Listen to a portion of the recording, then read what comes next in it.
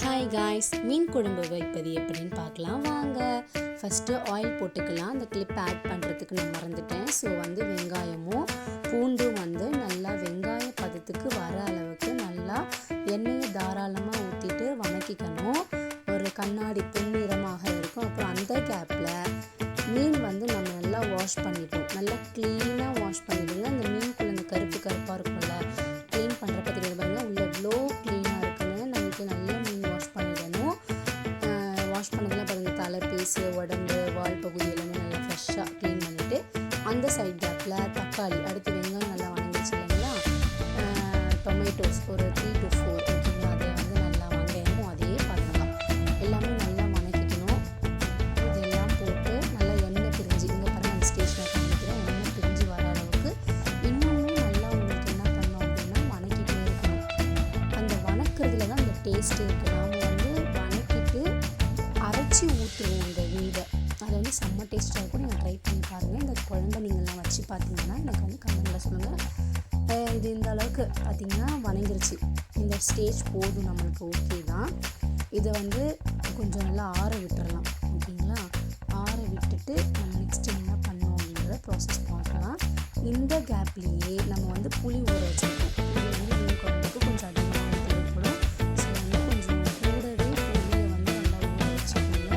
இப்போ நம்ம வணக்கிற ஸ்டேஜ் எப்படின்னு பார்த்தீங்கன்னா இந்த அளவுக்கு. இந்த மீன் தக்காளி கூழ் பதத்துக்கு ஆகணும். அப்போ தான் நல்லா டேஸ்ட்டு கிடைக்கும் நம்மளுக்கு. அடுத்த பக்கம் பாருங்கள், இப்படி பூண்டெல்லாம் பார்த்தீங்களா எந்த அளவுக்கு வணங்கியிருக்கு அப்படின்னு. ஸோ நல்லா வணங்கினா அதை விழுத அரைச்சி வந்துடலாம். மீன் குழம்புக்கு ஃபஸ்ட்டு கடுகு, சோம்பு போட்டுக்கணும், கருவேப்பிலை போட்டுக்கணும், வெந்தயம் மெயின். வெந்தயம் அதை ஆட் பண்ண உங்களுக்கு விட்டுட்டேன்.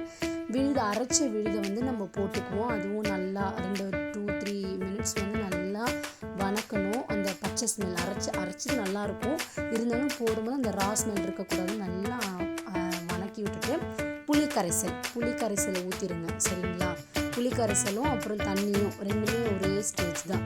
ஊற்றிட்டு மஞ்சள்தூள், மிளகாய்த்தூள், மல்லித்தூள், இந்த மூணுமே நல்லா இப்போ ஆல்ரெடி கொஞ்சம் ஊற்றிருக்கோம்.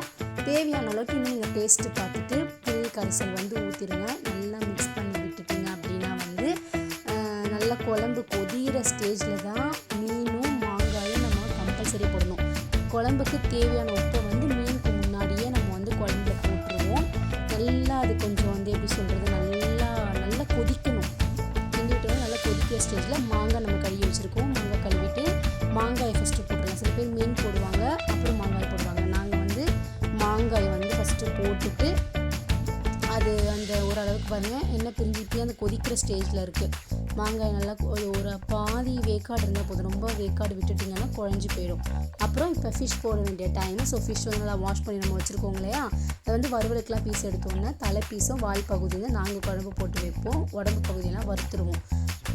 வறுத்த வீடியோ உங்களுக்கு முன்னாடி இருக்குன்னா அதை ஆட் பண்ணுறேன், பார்த்துக்கோங்க. ஃபிஷ் நல்லா வாஷ் பண்ணியாச்சு. வாஷ் பண்ண ஃபிஷ்ஷை அந்த குழம்புல நீங்கள் போட்டுருங்க. அது குழம்புல இப்போ அதை கடைசி டைமில் போட்டிங்கன்னா அந்த மாங்காயோட புளிப்பு தன்மையும் மிளகாய் தூள் அதெல்லாம் நல்லா ஊறிக்கும் அந்த மீனில். ஸோ கடைசியில் போடும்போது செம்ம டேஸ்ட் கிடைக்கும். அந்த மீன் நம்ம போட்டாச்சு, வாஷ் பண்ண மீன் போட்ட உடனே பாருங்கள், சும்மா ரொம்பலாம் கிண்டக்கூடாது, உடஞ்சிடும் மீன். இந்த ஸ்டேஜில் ஆஃப் பண்ணிடுங்க. தேங்க்யூ.